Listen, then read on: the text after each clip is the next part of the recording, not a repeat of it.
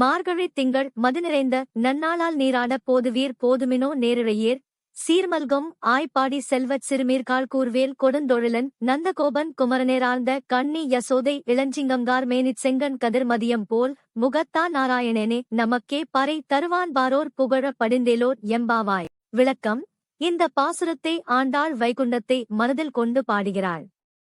அதனால்தான் நாராயணனே பறை தருவான் என்கிறாள். 108வது திருப்பதியான வைகுண்டத்தில்தான் நாராயணன் வசிக்கிறார்.